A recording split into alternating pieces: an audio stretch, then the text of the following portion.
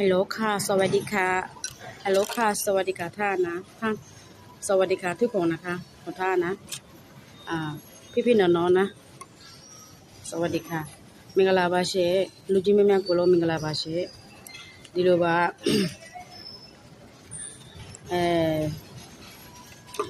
ကျမတို့ကလေလူကြီးများလိုပဲကိုလို့ရတယ်မဟုတ်လားเราก็ทำก็เขาเพื่อทางงานเขาเพื่อไว้ทางงานใช่ไหมไม่ใช่ก็ล้าเอ็มล้าอย่างนี้นะแล้วว่าใช่ไหมแล้วว่าก็ถ่ายเองใช่ไหมเขาแกะจะมาดูว่าเลยกูอโลกูมโหวันนี้လူများကိုလီလောက်ရတယ်နော်ဒါဆိုရင်ကိုယ်ပိုင်လူတဲ့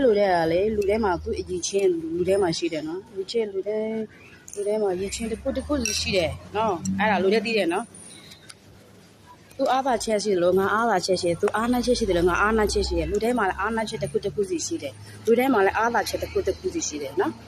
လူတိုင်းကိုဆိုလိုပါတယ်နော်အဲ့ဒါလူတိုင်းကိုဆိုလိုပါတယ်ရှင်ဘယ်လိုမျိုးလဲဆိုတော့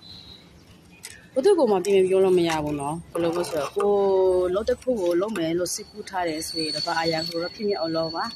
ဘာရကိုပဲစူးစမ်းပါလို့ပြောရှိပါတယ်ကျမတို့ကလည်းဒီလိုပါပဲဟုတ်ကဲ့ကျမအခုကကျမဘာလဲလုပ်နေလဲဆိုတော့လေကျမလုပ်နေတဲ့အလုပ်တစ်ခုနဲ့မစစ်ပြမယ်ကိုအတွက်နော်ရွေးတော့လဲရတယ်ပေါ့နော်ကိုပဲဆယ်လေးဒီပုံစံမျိုးပေါ့ကွယ်အဲ့တော့ဒုဘက်ဆော်ဝဲလေးနဲ့မစင်မယ်နော်ချိုင်ကိုတော့သူများလောနေအဲ့လိုမျိုးပဲအဲ့လိုမျိုးပုံစံမျိုးဖြစ်တယ်ကိုတိုင်လောရမယ်ဆိုရင်ကိုတိုင်ဟိုရကြိုးရှိတယ်ဟုတ်ကဲ့ဒီလိုပုံစံမျိုးကိုမှဇောဘဆိုလဲဆွေးပြီးဆိုတော့လေသူ့ကိုကောက်ကိုစတိုးလေးမှာနော်တော့ဆွေးပြီးဆိုရင်တော့သူ့ကိုဘယ်လိုလုပ်ရမလဲဆိုတော့အဲ့ဒီထဲကိုဝင်ပါနော်ဝယ်ပြီးကိုပိုင် ID လေးယူပါနော်ကိုပိုင် ID လို့ချေလို့ကျမဒီမှာကိုပိုင် ID ရထားပြီနော်ကျမဟာဒီမှာကိုပိုင် ID ရထားပြီအဲ့ဒါလေးမျိုးလာရှင်းပြတာနော်ဒီထက်ကိုဝင်ရပါမယ်ဒီလိုမျိုးကိုပိုင် ID ရပြီပစ္စည်းတစ်ခုဝယ်တော့ရင်ねဒီမှာဟုတ်တယ်နော်အောက်မှာလမ်းမလေးရဲ့နေရာမှာပစ္စည်းဝယ်ထားပြီးတယ်အမှန်တမ်းလေးရှိပါတယ်ဒီမှာအပေါ်ကတော့ကျမရဲ့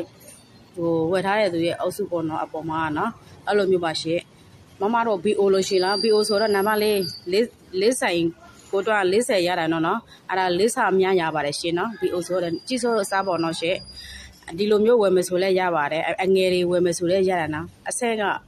တဲနှင်းသုံး၄ထိရှိတယ်နော်မအဲ့လိုမျိုးပါရှင်အဲ့ဒါလေးကိုတော့မှကျွန်မပုံစံလေးနဲ့ချပြမယ်နော်ဒီမှာဒီလိုဆက်ကြည့်ထားပါဒီမှာအကြီးဆုံးဆက်ပါရှင်နံပါတ်4လို့ခေါ်ပါတယ်ရှင်ဟုတ်ကဲ့ပါဒီဟာလေးကိုနည်းနည်းလေးရှင်းပြ